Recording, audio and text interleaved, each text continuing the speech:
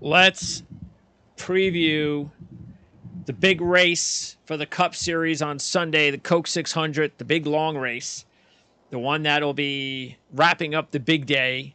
And it probably won't go off until what, like after 10 o'clock? Oh yeah, it's probably pushing 11. 11? More than likely, yeah. Was it started like 6? 6. Yeah. Well, that's TV. You know that TV coverage is Oh, Greek life. 6:45. Yeah, it's probably not like 6:30 or something. Yeah. All right. So taking a look at now again the track with the car is different. So you can look at last year, or you can look at years past. The last 2 winners started on the pole. Yep. 3 of the last 9 started on the pole, but 6 of the last 9 started outside the top 4 rows, including 14th, 17th, and 22nd. So it's a nice mixture. If you're on the pole, great. If you're not, you still have a chance, especially for a long race, the Coke 600 race. Only 1 Ford win in the last 10. That was Kozlowski in 2020. So those are some of the key stats at Charlotte. Anything else regarding the track that you think is interesting regarding handicapping wise? Yeah, I'd say the live betting trend. The second stage, it seems like, because remember, this is basically a 4-stage race. You got 3 stages, and you got the final stage. They break it up since it's a longer race. So basically, every 100 laps is a stage. It seems like the second stage, you're positioning yourself more for the third and final stage. And what I mean by that is, in 3 of the last 4 years of this race, the eventual race winner did not score a stage point in the second stage. Okay. So it came from nowhere. I mean, after on second stage. Okay. Yeah. So the first stage, though, in 4 of the 6 years, they scored a stage points, including 2 wins. So it tells you they're up front early.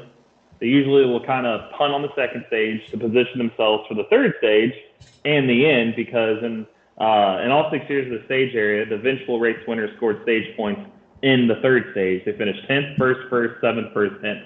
So get a guy. So if you're getting to the third stage, if you got a guy that scored stage points in stage 1, didn't in stage 2, and I mean didn't have like an issue. Maybe they just went off sequence, and they're right back there in stage 3. That's probably your race winner. Okay, cool, like it.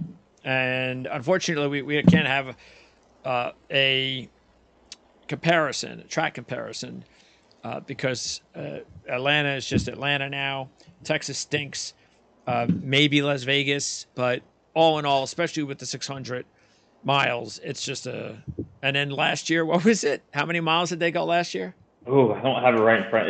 It was like 4. I think it was 414 laps. I think. Yeah, that's what I'm gonna say. 414 or 415. That's a mile and a half track, so that would make it. Let's just do 414 times 1.5. 600. That sounds right. 621 miles. Okay, very nice. No Alex Bowman this week, right?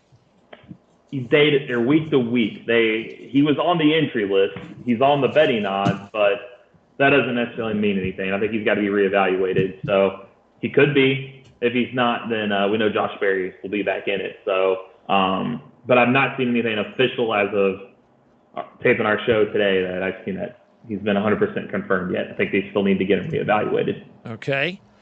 The odds, the drivers that had the biggest odds difference from last year's Coke 600 to this year's, you have, in a positive way, you've got Byron from 12-1 to 5-1.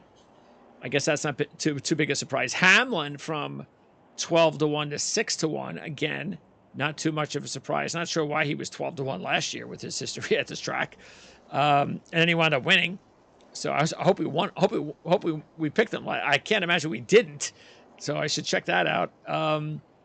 And Bell went from 25 to 11-1 on the odds. And then Wallace seems to always make moves on the odds as well, because he was 70, now he's 18. Yep. And those are the ones. And backwards, Blaney was 12, now he's 22. I think that's. Oh, and Harvick was 30, now he's 18. So those are some of the. Yeah, I gotta check and see if I can't imagine with Hamlin winning last year that we didn't cash in on that one. I remember he wasn't running well this time last year. And he Hamlin? kind of snuck in. Yeah, I remember he was winless, and I don't know if I can't remember the top of my head, and he might have only had like one top 5 leading into this race. And he didn't dominate the race either. Even though he was on the pole, he only led 15 laps, right?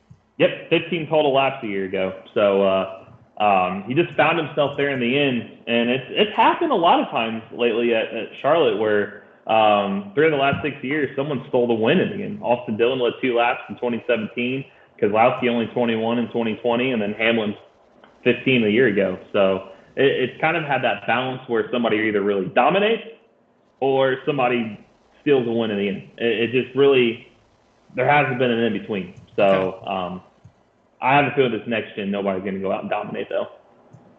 All right. Yeah, I agree with that. And we're going to get as we get into the picks. Can you believe we did not mutually agree on any one driver? Wow. The 3 of us. So, nothing. I think part of that is, once again, I'm eliminating the top couple of guys because I'm not going with those small odds. So that takes me out. And then you guys completely stayed away from long shots. So that takes you guys out. So that combination is the reason why we all couldn't mutually agree. Let me see. You and me, let's see. We agreed on 2 drivers. You want to guess those 2 drivers that you and I agreed on? Harvick. Correct. And Bell? No. Let me look who else here. Did I have Reddick? I think I had Reddick. You had Reddick. I did. Did you have? You did not? So then it's got to be Hamlin? Yeah. Yeah, he's the only driver I took as far as anybody that was, well, the top 4. He was the only driver I took in the top 4. So, okay, so I don't normally, it's the first time I've ever done this, and it's because I started to notice a trend. So, you're probably, of course, well aware of this, but this is one thing I thought was pretty cool I found out. And that is, and I just didn't think of that at Charlotte, but apparently, because we talk about this at other racetracks like Richmond and so forth, but apparently you really have to have experience at Charlotte Motor Speedway to win there. Yep. I'm just going to run through the drivers who have won in this race, that are in this race, at one of Charlotte, and how long it took them to get the win. Kyle Larson's 12th race. Denny Hamlin's 31st race, which was last year. Martin Truex Jr.'s 22nd race. Chase Elliott's 9th, which is one of the best. Kevin Harvick's 21st. Keselowski's 9th, also like Elliott, one of the best. And I think that's it. Well, Kyle, where's Kyle Busch in here? Did I say Kyle? You didn't, but I think it took him a little while. Kyle 29th. Yeah. And he only has 1 win out of 34. And Dylan was the smallest at 7th. But as you mentioned, that was like a freak deal. He won the I forget what happened. Why did he steal that race? Do you remember? Gas mileage. He saved his fuel enough, and I think with Harvick had a pit with like a couple to go. Handed the lead to him. I ran out, had a pit, and he just coasted to the win. All right. So, and I don't know if I mentioned Truex 22nd race. So, Elliott 9th, Keselowski 9th. Those are pretty much the normal best. That's why I decided in this race, I'm eliminating all these young, really good drivers that don't have enough experience here. And that's another reason. So anyway, what do you think about that? Are you surprised to know that? Not really. It seems like Charlotte's that type of track, especially this May race. Granted, it used to have the fall and oval race. Now it's the Roval. You kind of have to pay your dues, it seems like. You have to pay your dues for it lets you in victory lane, kind of how Indy is. So it just rewards the veterans that have been trying long enough, and that's part of the reason I didn't go when we get to him with Byron. He's too up and down, and he's too young, and all the writing says that he should win, but 5-1 was a little steep, and I don't think he's paid enough dues there yet. All right, so yeah, let's talk about those two big favorites, Larson and Byron. I would definitely take Larson over Byron, and that's what you did. Yep. You put your big money on Larson and Hamlin, and I would, and again, so if I was going to do someone up there, it would definitely be Larson. So I would be totally cool with what you're doing, because Larson has. And by the way, I'm going to say this a lot too, and this is why you'll see also how a lot of these drivers only have started to do better in their last 7 races, in their last 8 races. And, so for instance, Kyle Larson, 5 top 10s in his last 7.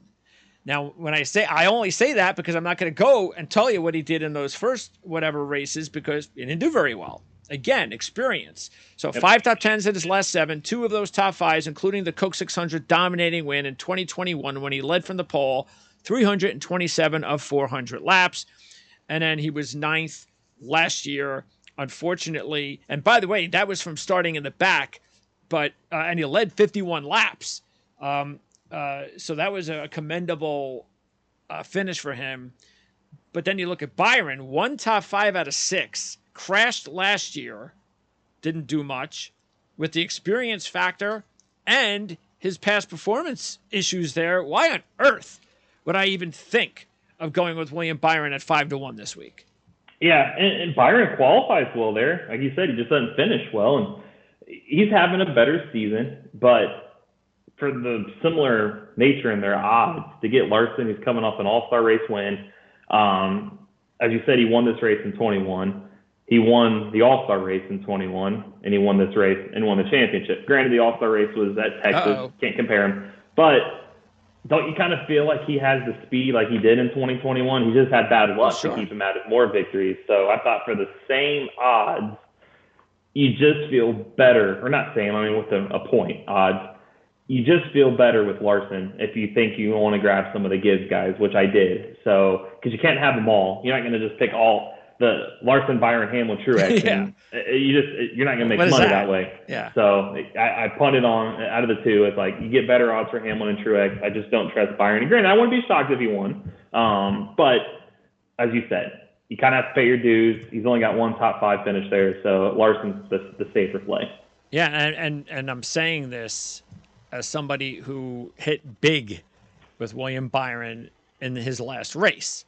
So this isn't about favoritism on drivers. This is just about, there's a difference, and that is the fact that, when you're at 5-1, now if he was 9-1, like he was at Darlington, all right, we'll have a different talk here. He's in it, because I did put money on Elliott at 9-1. So Hamlin 6-1. Again, we both put money, and how could you not? The fact that he had never won here till last year was amazing. 17 top 10s in his last 21 races, with 11 top 5s, 3 runner-ups, and then the win last year in his 31st attempt. He did it from the pole and yet only led 15 laps. He's 6-1. So that's the only negative, but that's a deserving 6-1. You should just be okay. It is what it is. I mean, this is one of the situations where if NASCAR, and maybe we'll start it up if nobody else does, because I just started doing one and dones in golf, and I have a lot of fun with that. So if we ever have like a one and done contest in NASCAR, when you can only use one driver once during the season, this would be the race you would pick Denny Hamlin for, the race at Charlotte. So yeah, he's good there, and I feel like he's a guy that always performs in crown jewel type races, because this is a crown jewel NASCAR schedule. There's some drivers that rise to the occasion there, and there's others that don't. Teaser for later. Hamlin has, and this just is a good track for him. He's running well. He's got a lot of speed. Toyotas historically have been really good at Charlotte. They've been really good on a 1.5 miles last year, and again this year they've kind of proven that way. So 6-1, even though it's low, but you got to take him. All right. Now, Truex 8-1, Elliott 9-1, and you put money on Truex. You're the only one to put money on Truex. 9 top 10s in his last 12, with 7 top 5s, a runner-up, and 3 wins, including 2 Coke 600s. What I'm a little bit concerned with are those last 2 races, and really his last 3. He hasn't led a lap the last 3 races, no top 10s the last 2 races, including 12th last year. While Elliott's 9-1, the reason why, and I wasn't really sure if I was going to take him, but he is trending in the right direction. He did lead 86 laps in this race last year, and he does have 5 top 5s in his last 7 with 3 runner-ups and a win. And with that type of resume, that early in his career at this track, kind of leads you to believe he's going to have the Denny Hamlin resume by the time he gets to his 31st race. Yeah, the only thing, Truex was a tough read because, as you say, he hasn't led the last 3. Prior to that, he led 1,050 laps there in a short period. So he could either really dominate or really suck. But with him being better this year, Toyotas across the board, I just feel like for a guy that this place was once his playground, one time he had 8 top 6 finishes in a 9-race span, which included 2 wins, a runner-up, and a pair of third-place finishes, and those last 1,050 laps led. It's like, I'll take him an 8-1, just because I'd feel bad. I'd be kicking myself if I didn't. Elliott is really good at Charlotte, really good in the 600, but he hasn't won the 600. His win was on the 500-mile race in the COVID year, and I looked into him and a little bit deeper, as I mentioned about drivers performing in Crown Jewels. Elliott, for some reason, never has. He's 0 for 8 in the Daytona 500, 1 top 5, 0 for 6 in the Brickyard 400, when that was the 400 on the oval. He had 1 top 10 finish, 0 for 7 in the Bristol night race, 0 for 8 in the Southern 500 with 1 top 5 finish, and he's 0 for 8 in the Coca-Cola 600. So he's combined all that. That's what, 16, 24, 37. He's 0 for 37 in NASCAR Crown Jewel races. So it could end, but I just didn't trust it until he shows me he can win a Crown Jewel. I'll hold off on him. Yeah, the thing with Truex, like you said, is who knows? Maybe he's on the pole, and he ends up as the favorite of the race by the time we get to Sunday. That's possible because, like you said, I mean, you know, we know he's definitely, especially with the win, and maybe he should have had 2 wins. That because we talked about his futures being really good, and they still are. I mean, the fact that you can still get Martin Truex Jr. at 12-1 is one of the top bargains that's available right now for championship drivers. All right. Yeah, and I also I got it right here now. 5 of the last 8 Coke 600s were won by a Toyota team, and the only 2 they didn't, 2020, Kozlowski won the 600 race. Chase Elliott won the second oval race. Granted, it's not the 600, but he won. In 2021, Chevy dominated again, 5 of the top 6 finishing spots. Toyota was right there next. They had 2 cars in the top 7, so it was a Chevy-Toyota event. But then you get to last year, and it's like Toyota resurfaced. Hamlin was first. Kyle was second. Bell was fifth. They had 3 of the top 5 with them. 23-11, they even led last with Kurt Busch and Bubba.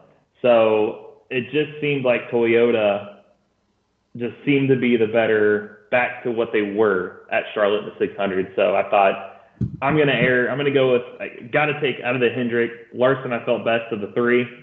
And I went ahead and went with the other, the Gibbs guys, just to cover those tracks that way too. You know what? I feel a lot better, without question, taking Truex over Byron based on the odds. Absolutely. So, you know, I wouldn't even think twice about what I would do there. All right. Now you have Chastain and Bell, and you took Bell. I took Chastain. So now Chastain does not have a top 10 in 5 Cup races, but he had a really good day for the most part last year, leading 153 laps, and he ended up 15th. If you take a look at his last Xfinity Series race, which was in 2020, up to that point he had no top 10s at his first 10 Xfinity Series races at Charlotte. He ended his Xfinity career with a 4th place finish from the pole, leading 68 laps. So in his last 2 races, one at Xfinity, one at Cup, he's had a really good showing. And so now we're getting into the point where the odds are also coming into effect, where the odds are fine, getting 10-1. Bell falls under that category I talked about. I'm just going to go with he's too inexperienced. It would be his fifth race in the Cup, and that would best every driver here. Nobody's done it in their fifth attempt. So I'm staying away for that. But 5th last year, 3 Xfinity Series races, very good in all 3. Could have had top 5s in all 3 if it wasn't for a wreck in his last, I believe, Xfinity Series race when he led 33 laps. So knows how to race here. It's just a matter of time. But I'm just going to side on the fact that I want to see him race a few more years here before I go down that path.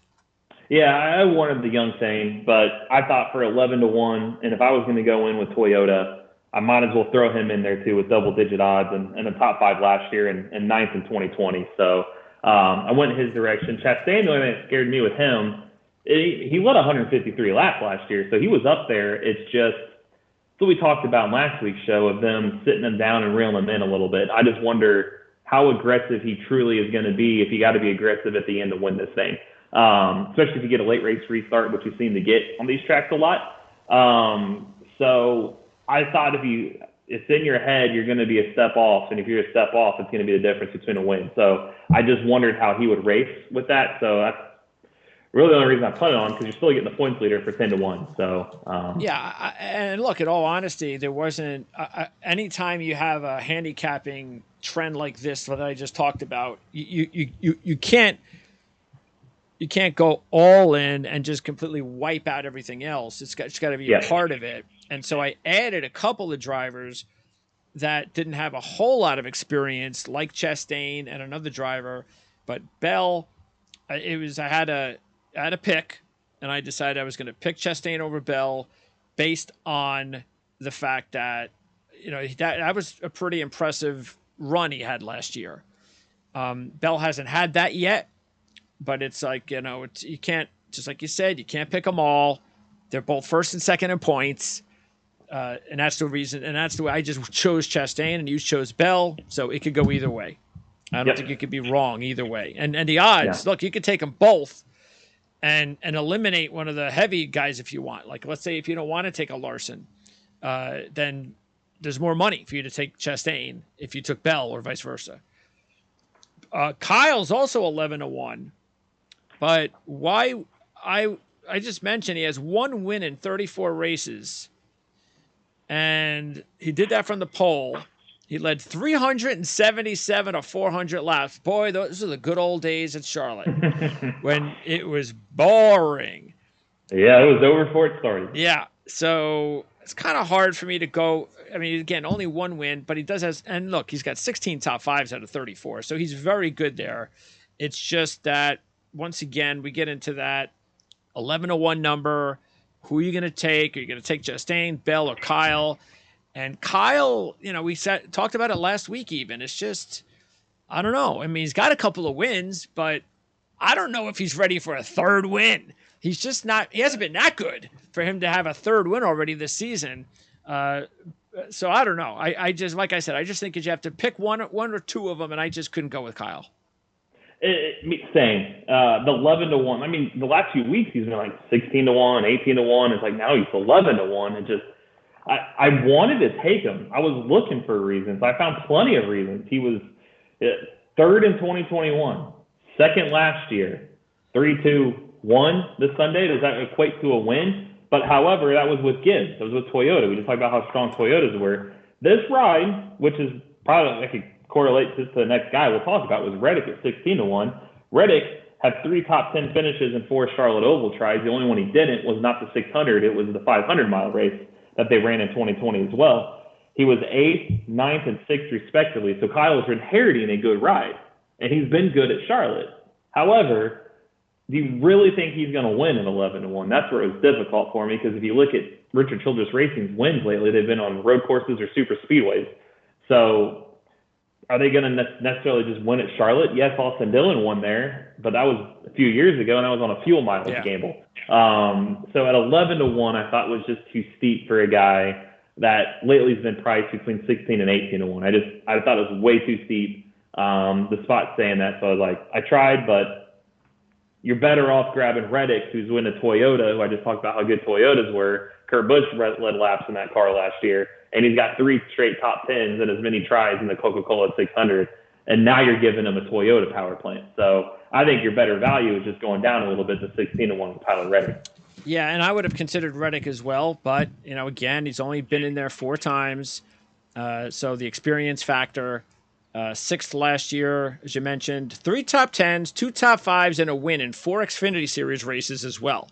Matter of fact, he led 110 laps in his 2019 win in the Xfinity Series. So the combination of both series leads you to believe that he really does like Charlotte Motor Speedway, and it is just a matter of time. The difference, though, is you are getting 16-1, as you mentioned. So, and again, it took him his 29th race to get a first win. So now we're going to expect a second win. It's the experience factor counts, but you also have to take into consideration when it took you 29 races to get your first win somewhere. As much as you've been really good for the most part with all those top 5s and all those laps led, that's just one win, and that's just not an 11-1 when you can take someone, like you said, at 16-1. Yeah, just didn't make that much sense that I go in that direction. So, yeah, you get better value, so you might as well take the value while you can. All right, now we both have Harvick, and to me, this is a no-brainer.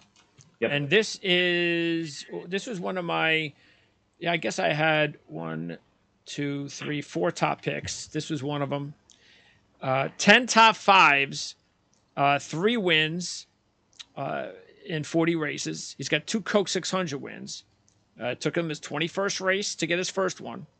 Last year finished 3rd. Most importantly, a couple of things. He was that strong. Well, look, he had his car banged up, and he still finished 2nd at Darlington. 14 top 10s in his last 16. The only 2 that he didn't finish in the top 10 in the last 16, he had engine issues and crashed. That includes 8 top 5s, 3 runner-ups, and 2 wins. And he's led 605 laps over his career. 599 of those 605 laps happened over those last 16 races. So it took him a while. Once he's figured out Charlotte, he's really figured it out. And you're getting 18-1 coming off a second-place finish at Darlington. So I am all over Kevin Harvick this week. Absolutely. And he was 3rd in this race last year. And it's like, that's crazy he's 18-1, and he comes in with that momentum. And he was good there last year with a similar car and similar package. So, yeah, no-brainer. And then you look at, if you break it down, just the 600, you take the fall race or the 2020 race out of it as far as the oval package. The last 10 Coke 600s was 1st, 2nd, 9th, 2nd, 8th, 40th, how you talked about, 10th, 5th, 10th, 3rd. He's always in the top 10 there. He's a great play for a top 10. Probably a top 5 prop if you can snag him, because at 18-1, I think Kevin Harvick has a really good shot of winning this race on Sunday. The other 18-1 shots, we don't know if Bowman's going to race, but even if he does, like we said with Elliott, you got to see him, especially if he ends up in a long race like this after an injury. I don't know why, unless he gets lucky late in the race. But, this is a good track for Bowman. He led 164 laps in the 20 Coke 600. And he does have 4 top 10s and 1 top 5 in his last 6 races, but just not the time to take him if he ends up racing on Sunday. But I did go with Bubba Wallace, who, I don't know if you noticed, but I actually put money on Bubba Wallace last week for the futures. I saw that. At 100-1. I said, you know what? Why not? For 1 week, I don't have to touch him again. And he's just started, he's found something. And he's got the 5th and the 4th, and he's doing it also not just at a track that you would normally expect him to. I know the Darlington 5th, he didn't have any prior experience there, did he? I think he just had 1 top 10 total. Okay. So, yeah. So that's why I don't care about his limited experiences here as well. This is more of I know he's only been there 6 times and led 1 lap, which means nothing. And he hasn't finished a race in 50% of them at Charlotte. Yep. But I'm just going to go in the fact that he's actually done pretty well in the Xfinity Series here. He's done really well lately, and I'm getting 18-1 because there's still, I think we're in a time, and we've seen it over and over this year so far, where not always the best driver is going to win a race. And so that's why when you're now going an extra 100 miles and you're going to have the longest race of the year, that means that maybe we'll even have more crazier stuff happen. Could be the opposite. Maybe the longer the race, the better the drivers will come through. But if it does offer some more kind of parity, then I think based on how Wallace has driven lately, I was willing to roll the dice on him at 18-1. Absolutely. If I was out of the money by the time I got to him, because if you punt on any of the favorites up top, then you're going to take some. Let's say you take two of the three, or three of the four, whatever. You got some room. He's the one to go with for the same reasons I said to take Reddick and Bell and Truex and Hamlin. It's because of the Toyota combination. They're good there. They provide good race cars, so we know he'll have a good race car. And as you said, I could get past. He's got 3 DNS his last 4 there. But he's also come into this weekend with 3 straight top 5 finishes on the season, if you include the All-Star race. Just finished runner-up. So, and Charlotte's an older surface now. It's starting to get some wear, and you look at Darlington's an older surface top 5. North Wilkesboro's an older surface runner-up. This is a good week for 18-1 to snag him. You just feel like a win is kind of around the corner with him. You just feel like it's sniffing. It's there. And it's be a huge win for him, and it gets him in the playoffs, and the momentum's going. So I feel like his balance now is, can he keep this momentum? Can he do something not to lose it? Because we saw how down he was earlier in the year. Basically was questioning whether he should even be in that ride. Now it's crescendoed back up. Now you got to do everything in your power to keep it. This is a good track to make it happen for Toyota. So for 18-1, I'd definitely take a few bucks and throw his way. By the way, speaking of these 18-1 drivers in Bowman, now because you have Wallace on your fantasy team. Yep. And again, with those finishes, you start into. Matter of fact, we had points for the All-Star race, so you got some decent runner-up points with Wallace. But Bowman, so you've got Almirola filling in for him. So what are you going to do if Bowman comes back and he's ready to race on Sunday? You're switching right back to Bowman? Yeah, I'd switch back to him. I don't think he'll necessarily win. This is a good track for him. Yeah. I mean. And Almirola stinks here. Last 6. He does. So I would ride with Bowman when he comes back. Remember, he was good before he got injured. I think 600 miles sitting in a race car might be a little long for him to necessarily win. Yeah. But he's got capability for a top 10. There's a reason that he's been most weeks sitting there at 25 to 30 to 35 to 1 when he's been so good. And now they've got him 18-1, whether we don't even know whether he's fully racing or not. So I think that says something. I would definitely, if it comes out that he's back. So that way, to make you an easy decision for you, if you see he's back, you don't even need to ask. Yeah. I want him back. That's what I figured. We'll see what happens. All right. Penske teammates, Logano and Blaney at 22-1. And this is just all about Ford. As we mentioned, 1 win, last 10 or whatever we said. Logano, it took him his 14th race to get a win. He has 1 win. Keep in mind, since that win, he has raced 10 times at Charlotte, just 1 top 5. That was a runner-up. So it seems to be hit or miss with a lot of misses at Charlotte. Crashed last year. And it's not like he's going well right now. So that was an immediate pass. But I am going to use Blaney for sure. I'm trying to take advantage of the number.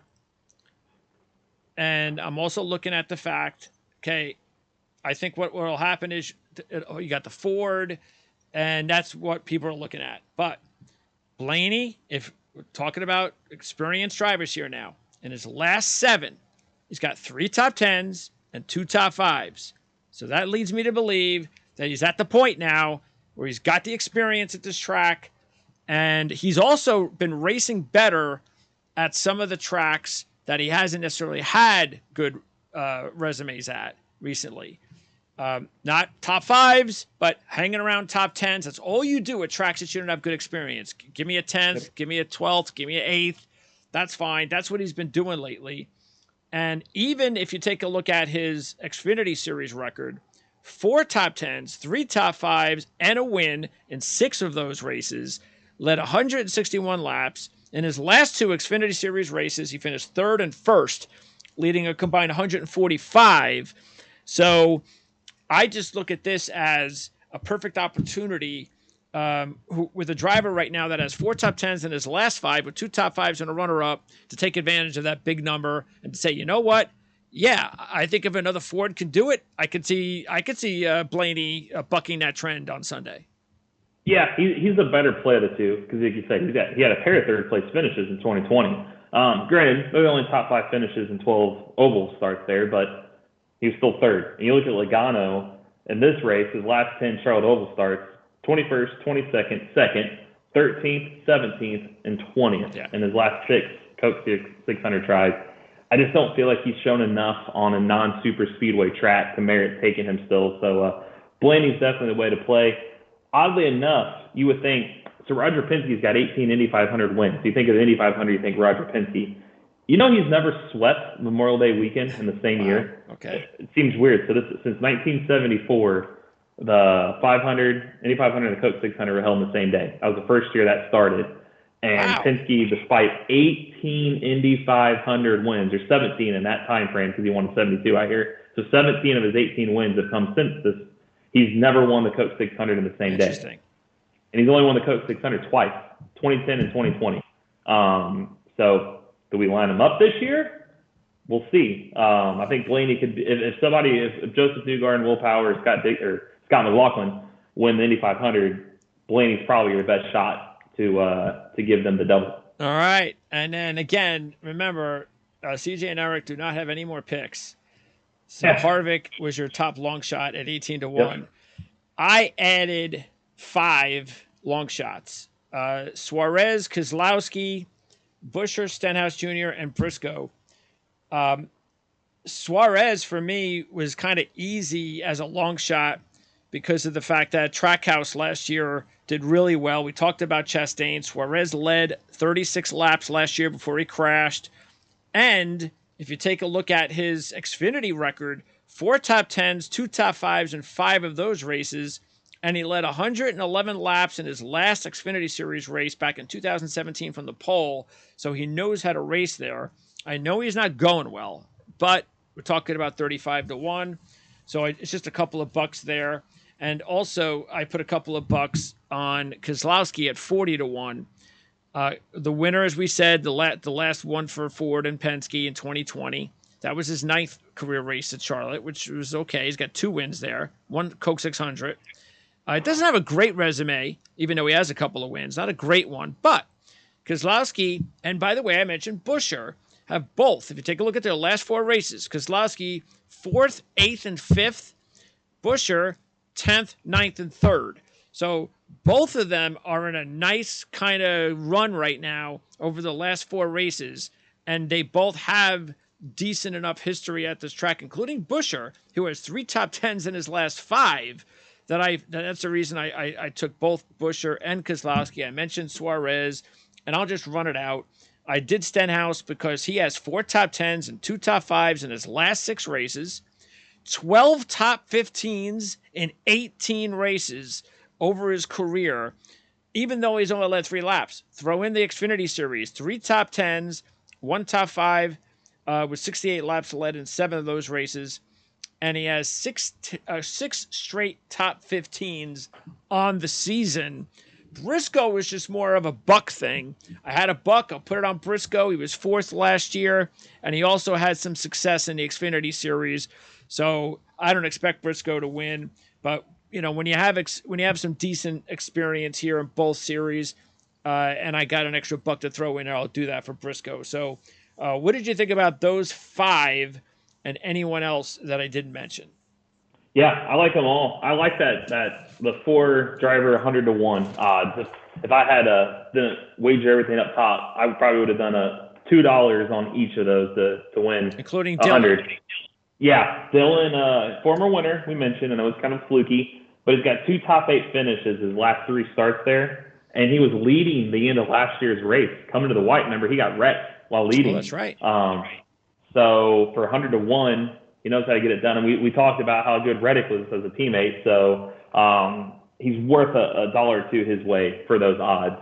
And the only other one that I like, actually, there's two. The Front Row Motorsports camp, granted, is the Front Row Motorsports team going to really win the 600? Debatable, but we've just talked about some fluke finishes there. McDowell at 300 to 1 was eighth last year. Finished eighth, top 10, so he's 300 to 1. Well, maybe you can get good top 10 odds then on him too. He'd be a good one. And then good old Todd Gilliland at 1,000 to 1. 1,000 to 1, yeah. 16th last year. But if you look at his finishes this year and how much improved he's been, if they could go off strategy, I mean, 1,000 to 1, throw $1, you're going to win $1,000. So, or $999, basically, you'd be a profit in the end. But Front Row's been decent, and McDowell was eighth as a teammate last year. He was 16th as a rookie. Now he knows what to do. Granted, we just talked about the youth, but 1,000 to 1. And that's crazy. Yeah. People have stolen victories here in 3 of the last 6 years. So, it's in a way, and I'm not. I know this isn't changing, but in a way, the Coke 600 is really more indicative of what the Super Bowl race of NASCAR should be. Yes. Because the Daytona 500 has become such a fluke that we've had fluky drivers win. It sours the trophy. If anybody can win, I mean, what does that mean? But this race, being as long as it is, this is the one that really, I mean, yeah, they've had a fluke here or there, but that's just going to happen. I mean, there's nothing you could do about it. This really is the test. Yes. All right. By the way, 600 miles. Yeah, it's definitely a test, and you've seen the bigger. There's a few fluky guys that could win this, but usually it's the bigger names of the bigger teams, and it's more in the driver's hands than the Daytona. That it's just more of a lottery. So yeah, I 100% agree with that. Gibbs at 60 to 1. He's never run Cup. First and second in both Xfinity Series races over the last 2 years, but he's only led 20 laps, so it's not like he's dominated the racetrack. And again, I don't even know how far you'd have to go back. I don't even know if anybody's ever won this race without a appearance. So yeah, and as you talked, that's the only reason I didn't choose him. I'm on that Gibbs camp is that reason. It's like, is a rookie really going to come out and win the first 600? Just no. He doesn't even have a top 5 this year. No, and you got to think his team. And he has run better, sure. But if a Toyota's going to win, you got to think it'd be his 3 teammates in the 223-11 cars over a rookie. So I feel better about their odds than his. And Jimmy Johnson's racing? Yeah, he'll be back. It's weird to see him at the odds he's at, but again, he hasn't won in a long time. As well he should be. And that team's struggling this year overall. So I just don't see why Jimmy Johnson will be the first one to win for him already. And really all the other long shots are just you're wasting your money based on experience and past results. It's not there. It's not there for any of the other guys that we haven't mentioned. So, matter of fact, McDowell was the only one you mentioned there. Burton did finish 11th last year, so that was good for him. But that's it. I mean, there's really nothing else to talk about